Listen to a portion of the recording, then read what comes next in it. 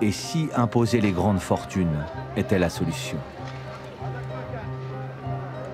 Un projet d'impôt sur le capital revient dans l'air du temps. On en discute pendant le septennat de Giscard d'Estaing et c'est l'une des 101 propositions de la coalition de gauche qui revient au pouvoir en France en 1981.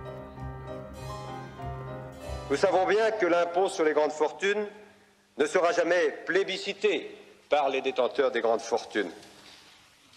Mais la réforme fiscale voulue par le pays, qu'on le veuille ou non, est en marche et il importe qu'elle soit efficace et juste. Le texte était déjà très bien avancé. On n'était pas loin du moment où il allait falloir boucler, parce que c'était dans la loi de finances, hein, on avait des délais très... ce qu'ils étaient. Commence à arriver de l'Élysée l'idée de oui, mais alors comment on va faire avec les petits commerçants, avec les artisans, avec les maisons des pêcheurs, et puis ça risque les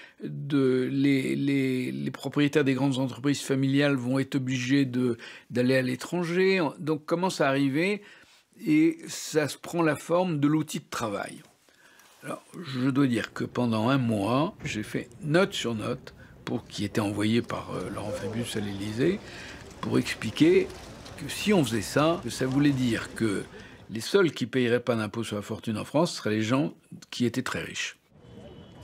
Juste avant le dépôt, il devait y avoir une grande intervention du président de la République.